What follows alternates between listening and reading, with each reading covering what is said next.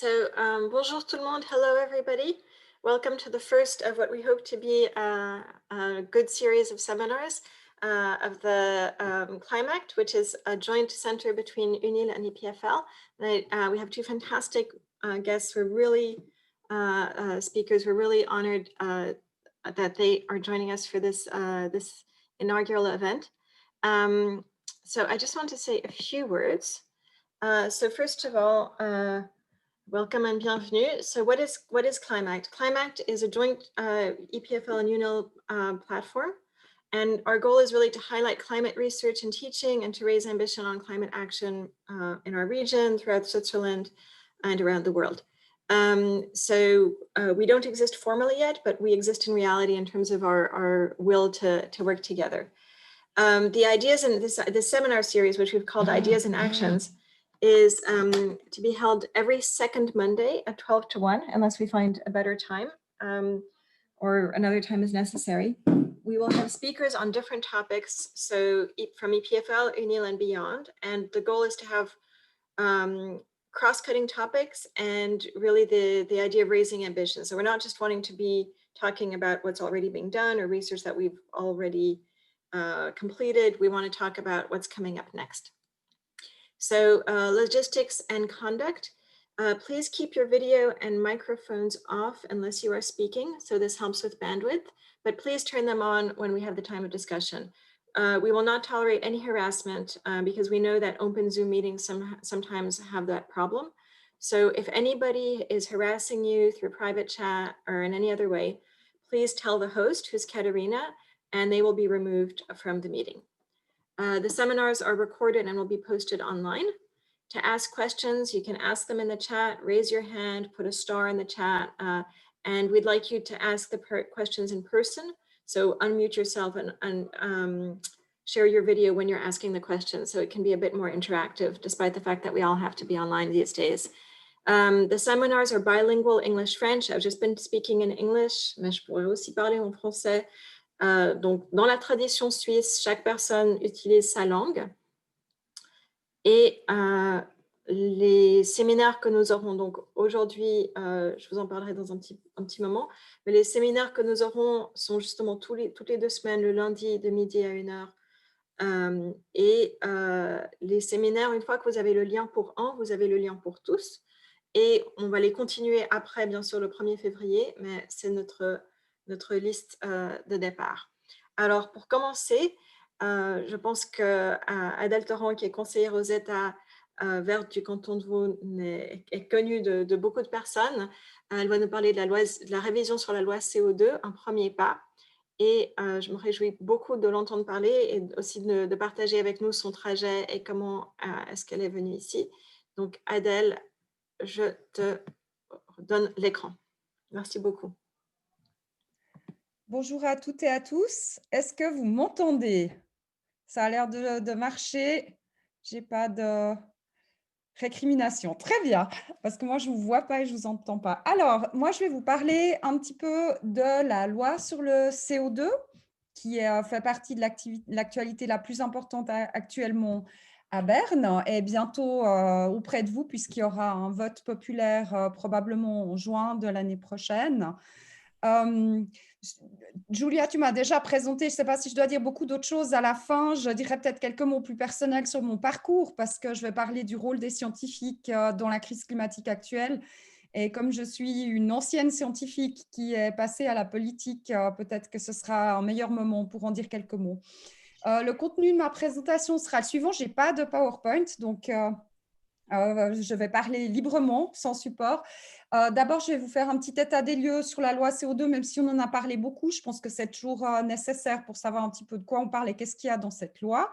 Ensuite, je vais dire un peu ce qui manque à la loi, parce qu'il y a beaucoup de choses qui manquent et quelles sont, à mon avis, les prochaines étapes que nous avons devant nous.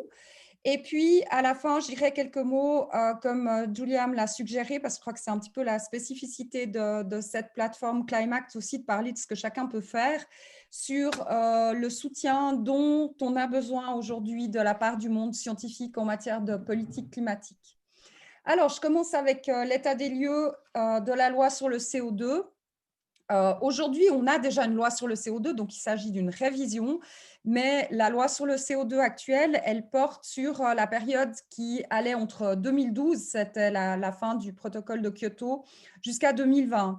Donc la loi sur le CO2 actuelle, elle ne propose pas d'objectif pour après 2020 et pas de mesures non plus qui permettraient d'atteindre cet objectif. Donc si on veut la révision, sa première fonction toute simple, c'est de dire qu'est-ce qu'on va faire en Suisse en matière de politique climatique après 2020 et finalement avec quel instrument on va atteindre les objectifs qu'on va se fixer pour donc 2030. C'est une révision de la loi qui porte sur la décennie qui vient seulement, donc pas après 2030. Et puis, c'est aussi une révision de la loi qui est importante parce que dans l'intervalle entre 2012 et 2020, il y a eu l'accord de Paris. Et donc, il faut inscrire les résultats de cet accord dans nos bases légales. Donc, il s'agit tout d'abord tout simplement de dire qu'on ne doit pas dépasser un réchauffement de plus de 2 degrés, idéalement même 1,5 degré. C'était évidemment pas dans la loi jusqu'à maintenant. Et puis aussi de dire qu'on veut la neutralité climatique pour 2050. Ça, c'est tout simplement bêtement l'accord de Paris, mais on doit l'inscrire dans nos bases légales. Et puis, il y a l'objectif pour 2030 qui est dans cette loi, qui est une réduction des émissions de CO2 de moitié jusqu'à 2030, avec ce qui a été l'objet d'un combat acharné au Parlement, un objectif de 3/4 de cette réduction réalisée sur le territoire suisse. Ensuite, il y a toute une série de mesures dans cette loi très importantes, notamment parce qu'elle recouvre quasiment l'ensemble des activités émettrices de CO2. Jusqu'à maintenant, on n'avait aucune mesure dans le domaine de l'aviation et aucune mesure dans le domaine de la finance. Cette révision de la loi inaugure des mesures dans ces deux domaines. L'agriculture reste absente de la loi, mais c'est parce que la question climatique est traitée dans le cadre des politiques agricoles. Donc, ça ne veut pas dire qu'il n'y a pas de mesures pour l'agriculture, mais elles ne sont pas dans cette révision de la loi. Enfin, il y a une prolongation et un renforcement des mesures pour ce qui concerne le chauffage et la mobilité automobile, qui sont deux des axes les plus importants des émissions de CO2 en Suisse. Alors, je vais vous donner simplement quelques informations sur ce qu'il y a comme mesures concrètes dans cette loi par domaine. C'est évidemment simplifié parce que je dois le faire très vite. D'abord, pour ce qui est de la mobilité automobile, c'est un domaine important parce qu'on est actuellement dans un échec total avec les mesures qu'on a prises jusqu'à maintenant. Ça ne marche pas. On continue à avoir de plus en plus d'émissions, donc c'est très problématique. Malgré ça, on ne va pas faire des mesures supplémentaires, mais on va prolonger les mesures qu'on a prises jusqu'ici. Donc, ce n'est pas très satisfaisant. Jusqu'à maintenant, on a principalement compensé les émissions de CO2 réalisées en Suisse. C'est les importateurs d'essence qui sont tenus de le faire. On va prolonger cette compensation des émissions de CO2, mais elles vont être plus importantes. On peut compenser jusqu'à 90% des émissions de CO2 liées aux énergies fossiles importées. Et donc, les importateurs vont devoir faire plus de ces compensations. Ça va générer une légère hausse du prix de l'essence de 10 à 12 centimes. Actuellement, on est à plus 1,5 centime avec les compensations actuelles. Une autre mesure qui existe déjà, c'est simplement reprendre les normes européennes de moyenne d'émissions de CO2 qui existent déjà en Europe, et puis la Suisse les reprend. Donc, les nouveaux véhicules qui arrivent sur le marché doivent émettre de moins en moins de CO2. L'objectif, c'est diviser par 2 les émissions de CO2 des nouveaux véhicules qui arrivent sur le marché pour 2030. Ensuite, nouvelle mesure dans le domaine de l'aviation, la fameuse taxe CO2 sur les tickets d'avion. Vous ne pouvez pas ne pas en avoir entendu parler parce que c'était le gros débat. Donc, il y aura une taxe CO2 sur les tickets d'avion de 30 à 120 francs, dont les recettes seront distribuées, comme c'est déjà le cas pour la taxe CO2 sur le mazout, à la population en partie et iront en partie également au Fonds pour le climat, qui va servir à subventionner la transition dans ce domaine-là. Et peut-être je peux le dire à ce moment-là de la discussion, il y a 30 millions qui vont être pris sur ce fonds climat chaque année pour soutenir les trains de nuit, donc les alternatives à l'aviation. Ensuite, dans le domaine du bâtiment, on réutilise les mêmes instruments qui existaient jusqu'à maintenant, mais on les renforce. La taxe CO2 sur le mazout va être augmentée si on continue à pas atteindre nos objectifs dans le domaine du bâtiment. C'est une taxe qui existe déjà, qui est redistribuée à 2 tiers à la population et à 1 tiers qui permet de subventionner l'assainissement énergétique du bâtiment. Donc, une taxe vraiment incitative, c'est-à-dire que les gens retrouvent leur argent, ou bien parce qu'il est redistribué directement, ou bien parce qu'on fait des subventions, par exemple pour changer les vitres, pour isoler un bâtiment, pour changer de système de chauffage. Il y aura aussi des prescriptions qui, là, sont plus sévères et plus intéressantes que ce qu'on a eu jusqu'à maintenant et qui vont limiter les émissions de CO2 au mètre carré des nouveaux systèmes de chauffage et ça devrait empêcher d'installer des nouveaux systèmes de chauffage à mazout. Actuellement, dans les nouvelles maisons, on installe très peu de chauffage à mazout. Par contre, le problème, c'est quand les gens changent leur système, quand la chaudière arrive en bout de course, il y a une proportion non négligeable des gens qui réinstallent une nouvelle chaudière à mazout. Ça, c'est vraiment stupide parce qu'après, on est parti pour 10, 20 ans d'émissions de CO2 avec ces nouvelles installations. On doit absolument l'éviter. Et là, il y a des prescriptions qui, on l'espère, excluront d'ici à leur mise en œuvre, ça va être progressif, mais excluront l'installation de nouvelles chaudières à mazout. La finance, ça c'est nouveau. Il va y avoir une obligation pour la BNS, la Banque nationale et la FINMA, qui est l'organe de surveillance de la place financière suisse, de tenir compte des risques climatiques dans leur analyse des risques qui affectent la stabilité et la sécurité de la place financière. Et ces 2 institutions vont devoir faire régulièrement des rapports qui seront rendus publics sur l'évolution de la prise en compte de ces risques par la place financière suisse. C'est un pas, mais c'est déjà pas mal parce que pendant très longtemps, on n'avait vraiment rien du tout pour ce qui concerne la place financière, qui est évidemment responsable via les investissements carbone d'une quantité extrêmement élevée d'émissions de CO2.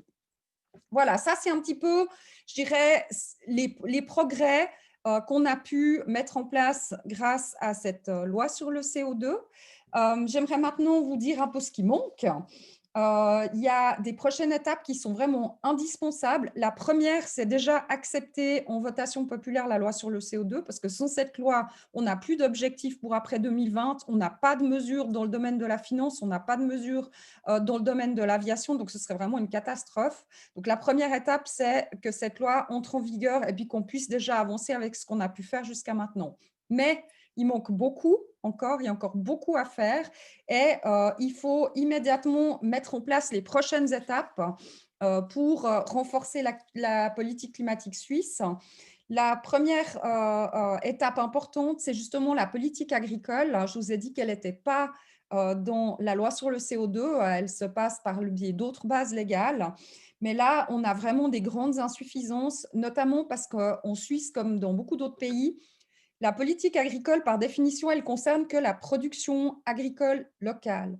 Il n'y a pas ou très peu de réflexion sur la politique alimentaire qui devrait inclure les importations, parce qu'en Suisse, évidemment, on importe beaucoup. On est un petit pays avec peu de terres agricoles par rapport à la densité de population. Donc, on est dépendant des importations et ces importations, elles ont un impact climatique élevé. Et puis, la consommation, les modes de consommation doivent changer si on veut réduire les impacts climatiques de ce secteur. Et là, on est obligé de tenir compte d'une évolution des habitudes alimentaires qu'il faudrait inciter politiquement. Pour le moment, il se fait encore très peu de choses dans ce domaine, mais c'est de moins en moins un tabou. Vous imaginez bien sûr de quoi je veux parler. C'est la fameuse consommation de viande qui est actuellement extrêmement élevée, de viande et de produits issus d'élevage. Et là, il y a un gros travail à faire. Et ce n'est pas de la politique agricole, ça c'est vraiment de la politique alimentaire qui doit tenir compte de l'ensemble de la chaîne, y compris des consommateurs. Ça, c'est un premier point qui manque et sur lequel on doit avancer.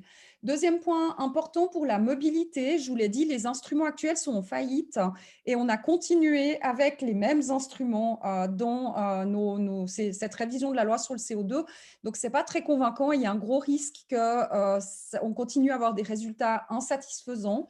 Je pense qu'il faut explorer des nouveaux instruments et on a beaucoup travaillé chez les écologistes et avec nos alliés sur des instruments qui existent maintenant dans beaucoup de pays européens qui sont les suivants. Il s'agit de fixer une date à partir de laquelle vous dites il n'y a plus de nouvelles voitures émettrices de CO2, donc vite dit à essence ou diesel, qui entrent sur le marché.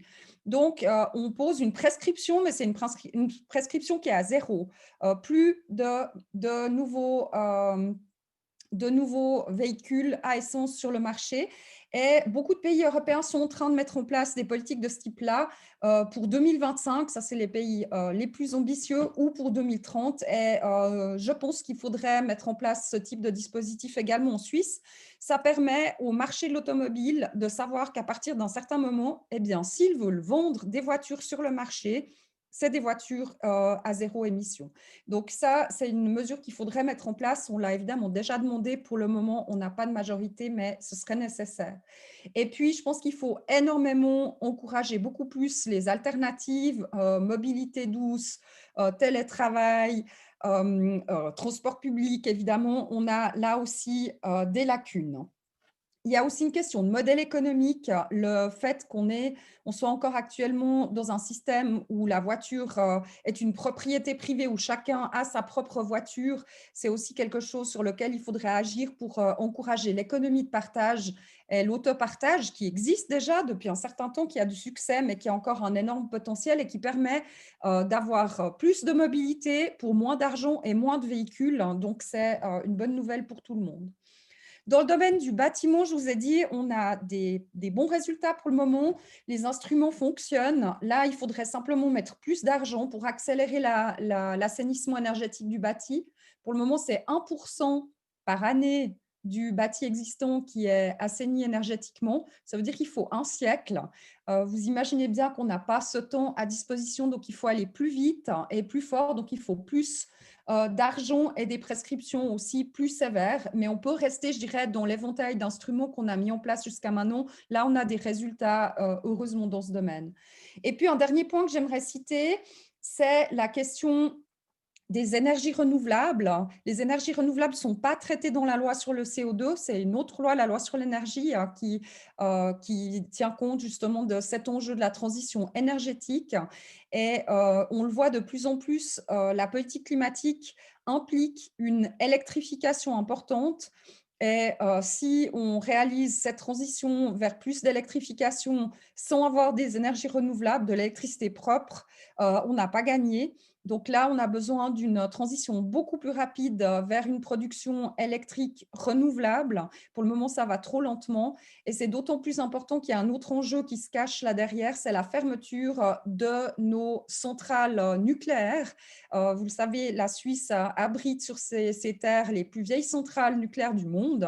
Et ces centrales deviennent dangereuses et il faut absolument maintenant passer à une électricité durable de manière extrêmement rapide et extrêmement forte.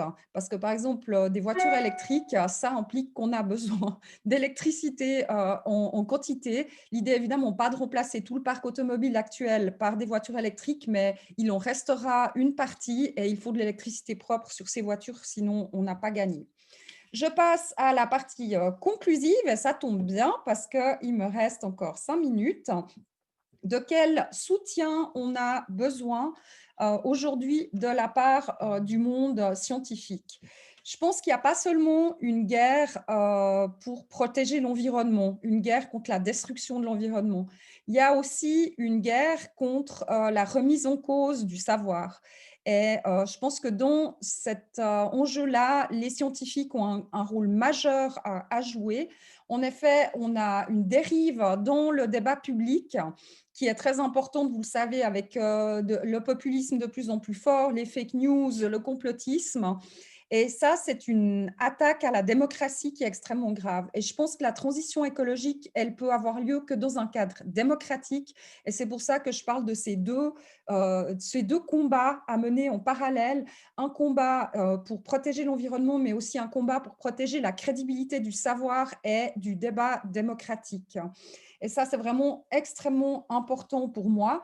Les perdants de la transition écologique, parce qu'il y en a, utilisent ce phénomène du populisme, du complotisme et des fake news pour maintenir ses intérêts. Et ces perdants-là, ils ne vont pas lâcher, une partie d'entre eux en tout cas. Et ce sont des gens qui sont extrêmement dangereux, qui ont des gros moyens et contre lesquels il faut aussi se battre pour pouvoir maintenir un débat public crédible, basé sur des données factuelles, basé sur un débat rationnel. Et pour ça, on a besoin de données scientifiques. Ce qui me fait aussi assez peur, c'est que la nouvelle génération qui arrive actuellement dans ce contexte de crise climatique, elle a toutes les raisons du monde d'être absolument révoltée.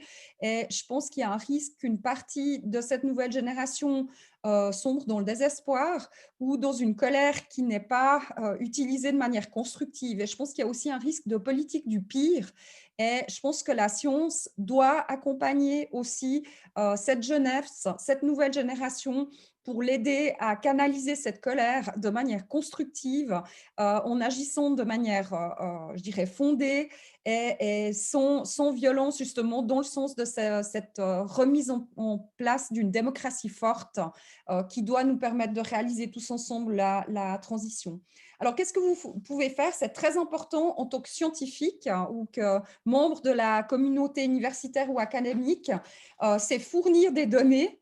On a besoin pour un débat démocratique sérieux, on a besoin de données factuelles qui servent ce débat. Donc des chiffres, c'est des chiffres, et c'est des chiffres qui ne doivent pas seulement porter, ou des faits, c'est des données qui ne doivent pas seulement porter sur le changement climatique lui-même ou sur les processus scientifiques. Et ça, c'est un message que je trouve très important, et je ne dis pas seulement ça parce que je suis politologue et philosophe et pas climatologue, mais je pense que la transition écologique, c'est un phénomène sociétal. Ce n'est pas un phénomène technologique.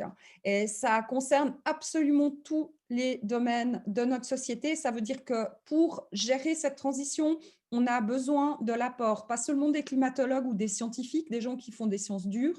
On a besoin de l'apport des philosophes, on a besoin de l'apport des psychologues, parce que ça implique à l'échelle individuelle des transformations très importantes. On a besoin des économistes, on a besoin des politologues, on a besoin des sociologues, on a besoin des gens qui travaillent sur la culture, parce qu'on doit développer un nouveau narratif. Donc, si vous êtes en littérature, il y a quelque chose à faire aussi. Et je pense qu'on a vraiment besoin de l'ensemble des savoirs, pas seulement des sciences dures, pour fonder ce débat démocratique et développer justement un nouveau narratif qui accompagne cette transition. Dès lors, j'arrive au terme de ma présentation comme membre de la communauté scientifique. Je pense que vous devez aussi, nous devons avoir conscience du fait que le savoir est un privilège et qu'il implique un devoir. Et c'est pour ça que je dis pas seulement vous pouvez faire quelque chose, mais je pense que vous devez. Il y a un devoir, et là c'est la philosophe éthicienne qui parle, le savoir apporte avec lui un devoir. Et vous devez vous engager en tant que consommateur éclairé, un petit peu comme tout le monde, en tant que citoyen éclairé, là aussi comme tout le monde, mais aussi en tant que scientifique dans ce débat démocratique. Et je pense qu'aujourd'hui, c'est très important de dire, vous devez vous engager. Et pour terminer, j'aimerais simplement vous dire que moi, j'ai été aussi une scientifique, j'ai fait mes études à l'Université de Lausanne, j'ai fait de la recherche à l'Université de Lausanne comme philosophe et comme politologue, et j'ai quitté le monde académique parce que je ne pouvais pas m'engager en tant que scientifique. Et mon souhait, c'est qu'à l'avenir, on n'ait plus besoin de quitter justement le monde académique pour s'engager, qu'on puisse aussi être un scientifique engagé, comme heureusement, c'est de plus en plus le cas aujourd'hui. Beaucoup de scientifiques osent s'engager aujourd'hui et je pense que c'est une bonne chose. Merci pour votre attention. Thank you very much, Julia. Hello, everyone, and thank you very much for inviting me. It's really a pleasure to speak in this Climact seminar, and I do hope that, of course, the seminar and the whole center idea will continue. So my name is Evelina Trutnevita, and I lead the Renewable Energy Systems Group at the University of Geneva. And although our primary activity is energy systems modeling, what I would like to show you today is actually also one of the examples where we leave university with our models to work with the citizens, and all together we actually managed to identify some of the missing perspectives of among the Swiss energy models and scenarios, which indeed then gives ideas and actions to be done in the future. So to start with, I'll speak about the electricity sector. But so before one of our studies in last year, we compiled the database of all existing Swiss electricity supply scenarios. And the detail here does not matter so much, but here we basically have the electricity supply by different types of technologies.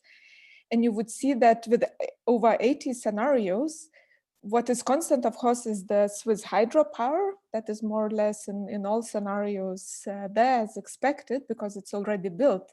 But then for the rest, with or without nuclear phase out, we practically have any possibility with and without fossil fuels or various shares of renewable technologies, that it actually becomes difficult to draw insights from kind of this richness of the different scenarios. But what really bothered me eventually was also that if I would look at the work that is done by our colleagues, let's see, here is the example of University of St. Gallen and the annual consumer barometer they do. You would see that they conduct representative surveys and they ask, for example, how, an additional 11 terawatt hours of electricity should be supplied in Switzerland. And so the respondents give their answers, but then if you would try to look for such a scenario among the existing scenarios, you would never find one. So in that sense, we were trying in our work to try to resolve this issue, how we can bring the modeling community closer to the citizen perspective. And what we also notice that often when one works with conventional opinion surveys, there is tendency maybe to elicit more the wishful thinking of the citizens, but also some of the questions might be complex, or some of the energy questions are complex and require detailed thinking and trade-off making and knowing about the new technologies, which isn't always possible to elicit in these opinion surveys. So in that sense, we developed a new approach that we call informed citizen panels. And just very briefly to show you how it works. So we recruit a group of people. We ask them, so we send them technology fact sheets. So in this case, we are focusing more on the electricity supply technologies. And in this case, we also paid them to, these participants to read the fact sheets, but basically they describe the main trade-offs in terms of environmental and economic and supply security impacts, as well as, what the different technology options in Switzerland are. And this is all public information. So if you are interested, do let me know or look it up. We have these fact sheets on Zenodo. Then we invite these citizens into citizen workshops where they discuss in a group of what they have learned. They use a risk meter, which is a tool, an interactive online tool that we developed, where one needs to move basically sliders of choosing various electricity technologies in order to make a realistic mix for Switzerland for the year 2035. And the important part is here that, in a way, too much wishful thinking becomes impossible here, in the sense that there's all technology and resource constraints are embedded in it. But then for the rest, citizens are able to choose the kind of scenario that they like, but they can also, in principle, reproduce any of these 80 scenarios that I showed you before in Switzerland. And then eventually they discuss in a group, but that is the point where we say, we have an informed citizen panel. So these are not anymore citizens that quickly answer a questionnaire, but they are the citizens that spend at least 7 or 8 hours in the process, thinking about the issue, discussing it with others, being exposed to various opinions, but also making some of the kind of difficult trade-offs and so on. And I will, due to lack of time, I will not show you all the detailed results of how, because we usually, so we document the whole evolution of preferences and which opinions change or which opinions stay stable. I would like to show you one example of some of the results. And this was done in Geneva with 33 citizens. Just to say, it's not a convenient sample, so it's really systematically recruited citizens with initial diversity in terms of how interested they are in energy topics or what kind of technologies they prefer. And one of the main outcomes then we can see, and here it's the average risk meter submission among these citizens. What we can see, so the red line is always the minimum possible, because below, this is, let's say, in the case of hydropower, the plants are already there, so one cannot really unbuild them in Switzerland. But then otherwise, one can go up to the maximum value. And what we notice if we look at this scenario is that people do add lots of new renewable energy technologies, especially solar, but also wind or geothermal. And I just have to say that these fact sheets that we show, they're really balanced. So they're based on the latest scientific data, like life cycle assessment data that we have in Switzerland, but they're not, so of all technologies are presented in both with their negative and positive effects. And in fact, for renewables, we see that some of the initial positive opinions drop a little bit. But nonetheless, when the citizens make trade-offs between technologies, they tend to include lots of new renewable technologies. They do not add any natural gas plants. And this is, of course, really good news for the climate action. And no net import, which is, of course, a little bit ironic and well, let's say, foreign to the scientific or energy expert community, but that is even in the case of Geneva, we see this very strong no net import on annual basis case. And so these are the findings from Geneva, but in fact, we have done it 2 years ago as the exact same project process in Zurich. And we see that we again somewhat converge to very similar findings. So there seems to be some kind of more maybe robust finding that we are approaching here. Anyway, so I started about speaking about electricity supply scenarios in Switzerland. So we have 80 of them from over 10 organizations and 18 studies. Now the question is, how do they compare with what we have seen from the citizens? And here I would like just to show some of the results of the, I take one measure, like the share of domestic renewable generation in the year 2035. It's again electricity only. And we would see that among the modeled scenarios, we have large diversity. So from, just below about 50% to nearly 100. But then otherwise among these 80 or 82 scenarios, there's lots of diversity. If we add the informed citizens, we can see that they are way more ambitious. And I have to say, this is, again, not this necessarily wishful thinking ambition, because they have been through the process of informed citizen panels. So I would say in that sense, it's a much more robust and thought through kind of wish. And for some reason, we see that the participants in Geneva are even a little bit more ambitious than the ones in Zurich. Now, we have repeated a similar project process, but in a simplified form with the school pupils. And actually, we also saw that even school pupils are more ambitious on average, although not as ambitious as informed citizens, because they seem to be, especially not to have yet very strong views on nuclear power, but also not such strong views on net electricity import, which is interesting. And then finally, we sent a survey, so this risk meter, to the SCCRs, to the Swiss Competence Centers for Energy Research, to also see what the energy experts in Switzerland would submit as their preferred scenarios for the year 2035. And actually what you would see that they are somewhat in the range as compared to these informed citizens. But I think what is really a stone to the garden of the modeling community is that the modeling community is really in that sense lacking behind in terms of the ambition. And then we can kind of unpack a little bit why this happens.